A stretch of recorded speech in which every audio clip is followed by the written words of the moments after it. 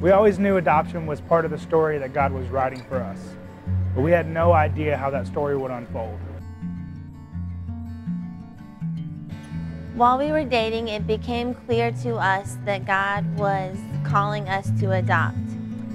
We felt that adoption was a way that we could care for the afflicted and demonstrate the gospel through our own family.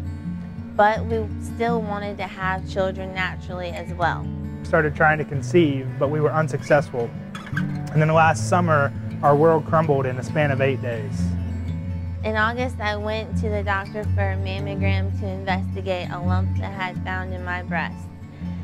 Later that month, the doctor performed a biopsy. We were very concerned, but knew that God had it under control. The very next day, on August the 20th, Carmen told me that she was pregnant. We were so excited. God had finally answered our prayers for a child. But the biopsy results came in 6 days later. Carmen had been diagnosed with stage 3 breast cancer at only 25 years old. We were devastated. But the story was about to get even worse. 2 days after the diagnosis, we lost our baby. In only 8 days, we had gone from scared to hopeful to crushed. Over the past year and a half, Carmen has been through a double mastectomy, chemotherapy, radiation therapy, countless doctor's appointments, blood work, scans. She's been amazing throughout her entire battle with cancer. In April, I had finished all of my treatments, and we thought that we were done with the bad news for a while, but we still had a little more grieving to do. Carmen's cancer was estrogen sensitive, which means that as her body produces estrogen, it potentially feeds tumors. In order to reduce the chances of cancer coming back, we had to reduce the production of estrogen in her body. After much prayer and mourning, Carmen underwent a hysterectomy in November. Thankfully, this is not the end of the story. Our hopes for children have not been dashed. We believe that long ago God was leading us to adopt. That was no accident. God knew the story He was writing in our lives. Psalm 30, 11, and 12. You have turned me from my mourning into dancing, and you have loosed my sackcloth and clothed me with gladness, that my glory may sing your praise and not be silent. O Lord, my God, I will give thanks to you forever. God is turning our story from mourning to dancing, from sorrow to joy. Our journey has been very difficult, but God is in control.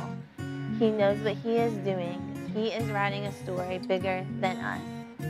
We believe that God has a child for us, and we believe He is doing all of this for His glory.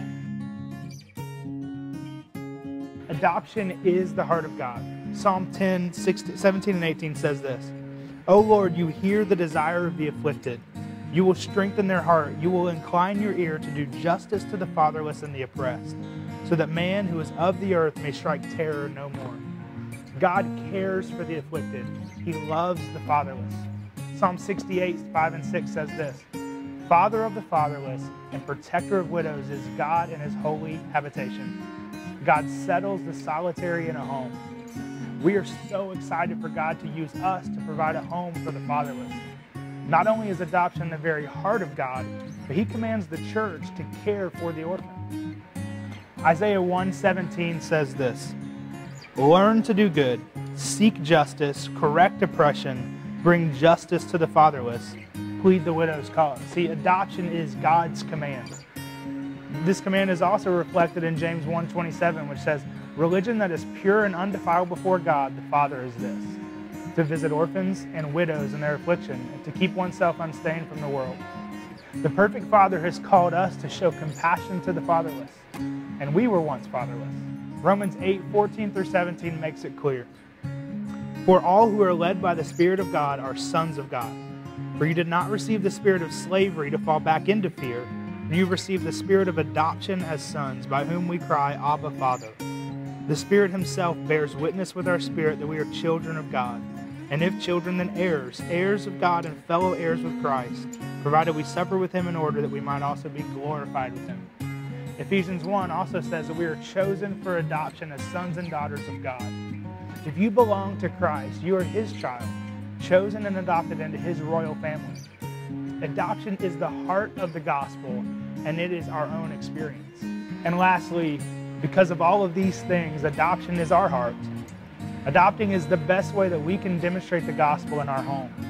God gave us a desire to adopt many years ago, and we believe He has led us down this painful and difficult path in order to show His mercy to us as He satisfies the desires of our heart.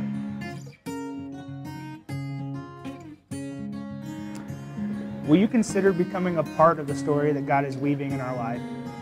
There are 3 things that you can do to help. The first, we need your prayers. There is no better gift that you can give us than to pray for us. Second, consider contributing to our adoption. Adoption is expensive, and we have to raise 100% of the money it takes to bring our child home. Simply put, we need your help. Third, spread the word. Share the story of what God is doing in our lives with your friends, family, and church. Feel free to pass this video along via Facebook, Twitter, and email. We want to share the story of God's redemption in our lives with all who will listen. Despite our difficult circumstances, God has been good to us. He's shown Himself faithful throughout all of our trials so far, and we're confident that He'll show Himself faithful to bring us a child as well. Thank you so much for listening to our story. It's not over yet.